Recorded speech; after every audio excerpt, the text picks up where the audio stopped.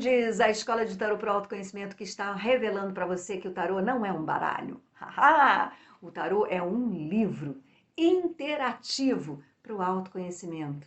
E se você ainda não segue o canal, siga o canal e vai no IGTV, ETAC, para você ter a leitura de todos os arcanos maiores do tarô lidos até hoje, que foram do louco até o carro, e depois nós começamos a leitura do diabo e iremos agora até o mundo, porque a terceira linha de leitura do grande tabuleiro que configura, né, esse livro para a jornada arquetípica para o autoconhecimento através do tarô é composto de 3 septenários. São 3 fileiras de 7 cartas cada uma.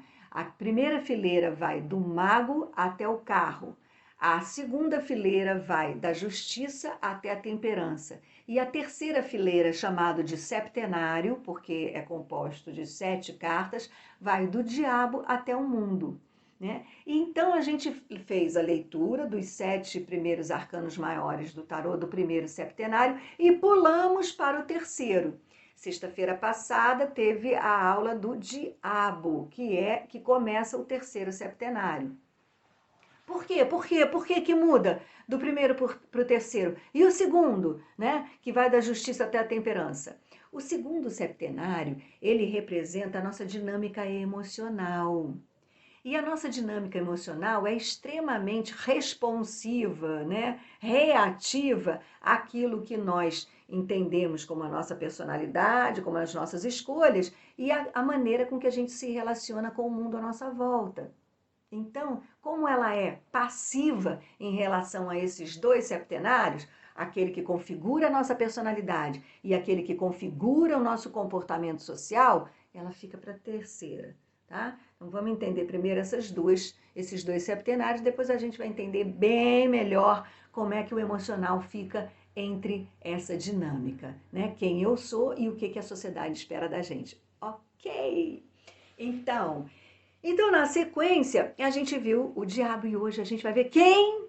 Ai, gente, hoje é a torre. Ai, essa carta temida por muitos. Tem uma revelação tão linda, tão linda. Olha só, a torre, na verdade, em alguns tarôs, ela tem até a leitura do raio divino, que é um raio que cai na torre e destrói toda essa construção. E o que é que esse raio representa, se não o raio de luz da nossa consciência, né? Porque nós temos uma dinâmica psicológica regida por esses 22 arquétipos da nossa psique, que é extremamente inteligente. Ela é inteligente porque ela se autoequilibra, sabe?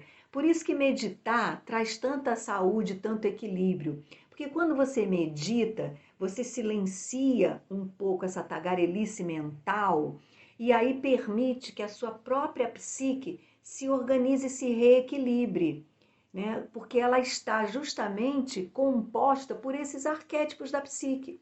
E a torre vem logo depois de quem? Na leitura para o autoconhecimento? Do diabo, né? Então, se a gente está começando, o que o diabo representa? Deixa eu lembrar da aulinha passada. O diabo representa aquela idade, no nosso desenvolvimento, em que a gente está correndo atrás de grana, que a gente está correndo atrás de trabalho, que a gente está correndo atrás de autorrealização, né? Que a gente quer expor o nosso dom, nosso talento para a sociedade e ser reconhecida por isso. Então a gente está nesse trabalho. E aí o que acontece? Vamos supor que você se tornou médico. Aí você é médico, você está cheio de cliente, está trabalhando pra caramba. Você está trabalhando com aromaterapia, está cheia de clientes, não está quase nem dando conta de fazer tantos aromas, de produzir tantos aromas para vender, porque está cheia a sua loja virtual. Né? Então você está naquele trabalhando pra caramba. Aí de repente vem o quê? Tchum! Um raio divino. A luz da consciência chega para você, você olha em volta e enxerga aquele bando de cliente, aquele consultório lotado, aquela agenda lotada. Aí você olha assim e fala, gente, eu não tenho tempo para mais nada, sabe? Tá super legal o meu trabalho, eu adoro o que eu faço, eu tô me realizando mesmo pra caramba, mas eu não sou só o que eu faço. Então, e agora? Mas você está cercada de clientes, está com a agenda cheia, você está cercada de clientes, você está com a agenda cheia, está todo mundo esperando para ser atendido, a fila está grande, mas você não é só isso. Aí essa luz da consciência fala, ai, eu preciso sair dessa. Por isso também a torre representa aquele momento em que você decide um processo terapêutico, né? Você fala assim, ai gente, olha, tá tudo certo, não precisa estar tudo errado, mas só que eu tô num lugar que eu tô me sentindo meio, sabe? Acho que eu entrei numa parada que eu me envolvi demais com essa parada, pode ser inclusive um relacionamento, né? Que foi super legal no início, mas que agora já tá me sufocando, né? E eu não consigo encontrar dentro de mim razões para sair dele, para sair do relacionamento. Eu não consigo encontrar dentro de mim razões para deixar a minha agenda ou deixar o meu negócio, que é super legal, né? Então eu tô ali, eu já tenho consciência que algo não está indo muito bem, né? Que eu também queria trabalhar com o que eu trabalho, mas não queria ficar com a minha agenda lotada de sol a sol, né? Começa inclusive a ficar doente, começa a ter problemas porque estou trabalhando demais, né? Mas eu não tenho ainda, não consigo encontrar razões, né, para sair da torre. E aí a torre começa a ruir, né? Começa a ruir porque você já não está tão entusiasmado com aquela agenda lotada, você já não está tão realizada naquele relacionamento, mas você não sabe ainda o que fazer, né? Então, isto é o que a torre representa. Então ela é ruim? Por um lado sim, né? Porque aí você vai ter que mexer nesses tijolinhos, nessa construção que você construiu com tanto carinho, né? Com tanta dedicação. E vai precisar de quê? De desapego. Ah, olha aí o desapego chegando aí. Vai precisar de desapego para você deixar de atender algumas demandas, né? Muitas vezes, né? Por isso que a torre vem depois do diabo. Muitas vezes você vai ter que diminuir a quantidade de seguidores e admiradores seus, né? Porque você não vai mais atender com tanta gana todo mundo e tudo aquilo que era esperado de você, não é? Então, aí é que é importante lembrar que quando você não consegue ter um certo grau de desapego, né, você fica sendo comandado pelo ego, né? Por isso que a torre às vezes é ruim para algumas pessoas, porque isso implica em você flexibilizar esse eguinho aqui, né? Já pensou no seu negócio em você arriscar diminuir seus seguidores? Porque você já não está mais com aquela gana toda de atender com tanta presteza tudo aquilo que é necessário para você manter a sua agenda lotada, né? Então é essa flexibilidade que a torre vem mostrar para a gente que faz bem, porque senão a gente fica preso nesse castelinho, constrói seus castelos e depois fica lá, né, sendo preso dentro do seu próprio castelo, dentro da sua própria construção. Né? E repara que quando esses tijolinhos caírem, ele está construído em cima de quê? Das águas. E o que vai ser agitado aqui? Serão as águas. E o que as águas representam na leitura da Escola de Tarô para o Autoconhecimento? As nossas emoções, né? Então a gente vai ficar mexido. Não é, ninguém gosta de perder, né? Não é bom perder. Não é bom ter que se desapegar de construções que foram feitas por você, com o suor do seu trabalho, né? E a gente fica confuso. O ar representa a mente, né? Aquela mente, aquela confusão. Mas essa passagem é uma passagem muito importante, porque ela representa justamente a nossa maturidade.